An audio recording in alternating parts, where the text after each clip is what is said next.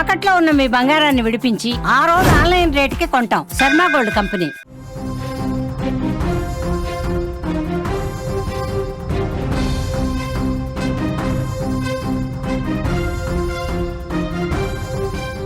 Cricket అంటే ఆటగాళ్ళు క్రీడా స్ఫూర్తి ప్రదర్శించాలి ఇప్పుడు. కానీ పాకిస్తాన్ ఆటగాళ్ల ప్రవర్తన చూస్తుంటే వాళ్ళు ఎప్పుడో మర్చిపోయారు క్రీడా స్ఫూర్తి అనిపిస్తోంది. వాళ్ళు ఎంత దారుణంగా ప్రవర్తిస్తున్నారంటే మైదానంలో పూర్తిగా క్రీడా స్ఫూర్తి మర్చిపోయారు. వాళ్ళ పనికి మాలినటువంటి ఇలాంటి ఆటగాళ్లతో మనం క్రికెట్ ఆడటం అవసరమా? ఇలాంటి ఒక సైకో ఆటగాళ్లతో మనం మాట్లాడటం కానీ ఆటలు ఆడటం కానీ అవసరమా అనిపిస్తుంది. మ్యాచుల్లో ఓటమి భారం తట్టుకోలేక అసభ్యకరమైన చేష్టలకు వాళ్ళు పాల్పడుతూ ఉన్నారు. వెకిలి చేష్టలు రెచ్చగొట్టే విధంగా తయారైపోయారు. ఇటీవల ఆసియా కప్, టీ20 ప్రపంచ కప్ వద్ద పెద్ద టోర్నమెంట్స్లో వాళ్ళ ప్రవర్తన ఎంత వివాదాస్పదంగా ఉంది. భారత్ పాకిస్తాన్ మ్యాచ్ అంటే ఎప్పుడు ఒక యుద్ధ వాతావరణం ఉంటుంది. కానీ ఆటగాళ్లు తమ ప్రవర్తనతో దాన్ని ఇంకా పెంచేస్తూ ఉన్నారు. ముఖ్యంగా పాకిస్తాన్ ప్లేయర్స్ ఓటమిని స్వీకరించడానికి సిద్ధంగా లేరు. గెలిచినా ఓడినా ఒకే రకమైన స్ఫూర్తి ఉండాలి. కానీ పాకిస్తాన్ ప్లేయర్స్ ఏం చేస్తూ ఉన్నారు? పూర్తిగా దీనికి విరుద్ధంగా వ్యవహరిస్తున్నారు.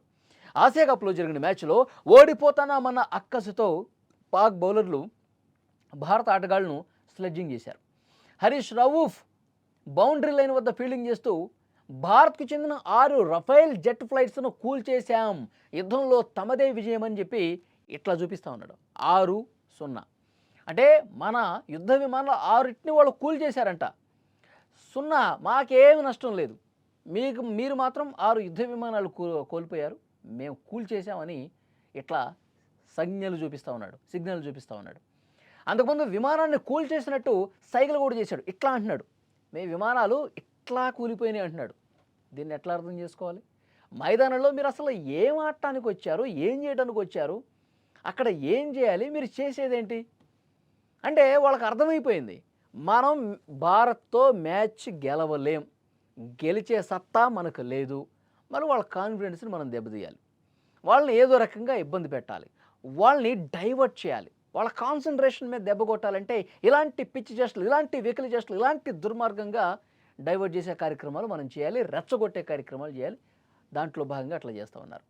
రవూఫ్ చేసింది తప్పని తెలిసి కూడా పాకిస్తాన్ అతనికి అండగా నిలుస్తూ వస్తుంది. ఆ దేశానికి చెందిన మహిళా క్రికెటర్లు, ఫుట్బాల్ ప్లేయర్స్ సైతం హరీష్ రవూఫ్ తరహాలో 6-0 సిగ్నల్స్ పంపిస్తూ ఉన్నారు. ఇక రవూఫ్ భార్య సైతం అతన్ని వెనకేసుకొచ్చింది. మ్యాచ్లో తాము ఓడినా అవేం చెప్తుందంటే, మ్యాచ్లో మేము ఓడిపోయాం సరే, యుద్ధంలో మాత్రం గెలిచాం. యుద్ధంలో గెలిచారా? ఏం మహాతల్లి, యుద్ధంలో గెలిచారా మీరు? మ్యాచ్లో ఓడిపోయినా సరే యుద్ధంలో గెలిచామంట. తుక్కు రేగొట్టాం కదా, మా బలగాలు ఏం చేశాయి, మొత్తం మిమ్మల్ని తుక్కు రేగొట్టి కూర్చోబెడితే మా కాళ్ళు పట్టుకున్నారు వచ్చి, ఇక ఆపండి మహాప్రభు అని చెప్పి మీరు మొరపెట్టుకుంటే అప్పుడు మేము యుద్ధాన్ని ఆపాం. అది తెలుసా మీకు?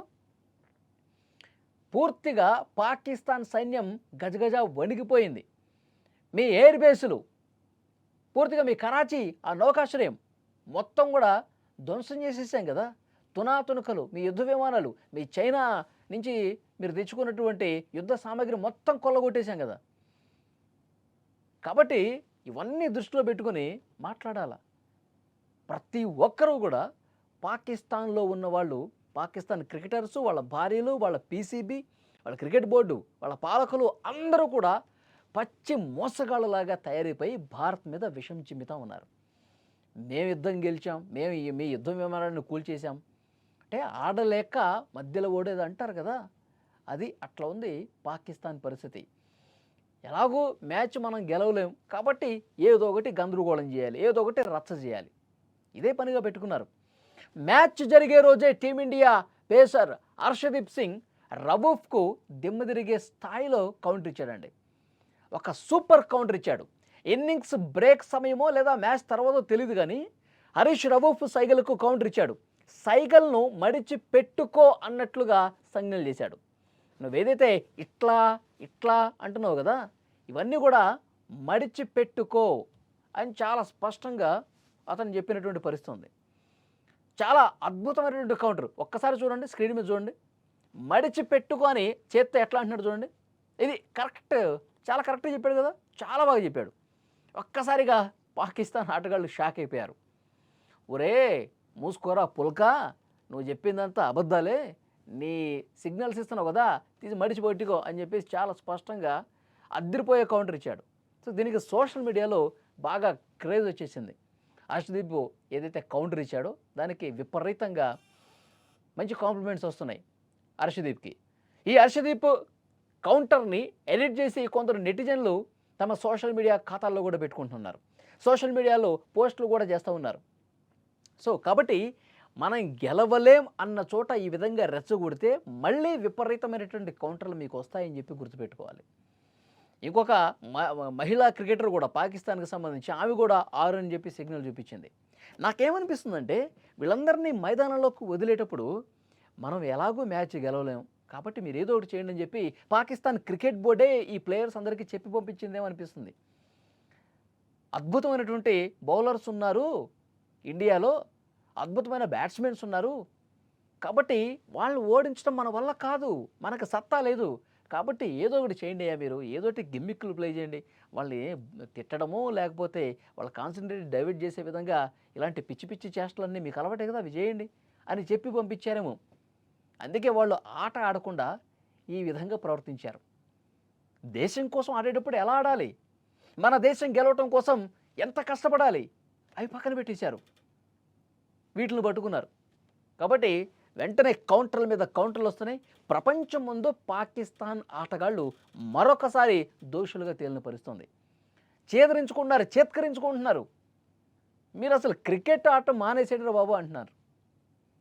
డెఫినెట్గా టీమిండియా ఎంత పోరాట ప్రదర్శన చేసిందో, ఎలాంటి స్ఫూర్తిని ప్రదర్శించిందో మనం చూసాం. క్రీడా స్ఫూర్తి తప్పకుండా ఉండాలి.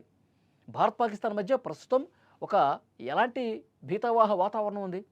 పెహల్గాం ఎన్కౌంటర్ తర్వాత, పెహల్గాం దాడి తర్వాత ఎలాంటి పరిస్థితులు ఉన్నాయో మనం చూస్తూ ఉన్నాం.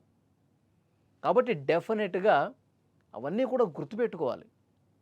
మైదానంలో మనం దేనికోసం వచ్చాం, ఎలాంటి గంభీరమైన వాతావరణంలో మనం ఆడుతున్నాం, మన దేశం కోసం మనం ఆడాలి. గెలుపోటలు సహజమండి. ఈరోజు మనం గెలుస్తాం, రేపు ఇంకొకరు గెలుస్తారు, ఇవన్నీ ఆటలో సహజం. కానీ మనం ఎట్లా ఆడుతున్నాం, మన స్థాయి, మన ఆలోచన స్థాయి ఏ విధంగా ఉంది, ఇది ఇంపార్టెంట్. పాకిస్తాన్ ప్లేయర్స్ ఎప్పటికైనా తమ తీరు మార్చుకోవాలి. ఒక్కతో ఒక వంకరలాగా అట్లా ఉండకుండా ఇప్పటికైనా తమ తీరు మార్చుకోవాలి. మీ ప్రదర్శన మీద దృష్టి పెట్టాలని చెప్పి కోరుతా ఉన్నారు అందరూ. చూద్దాం వాళ్ళు మారుతారో లేదో.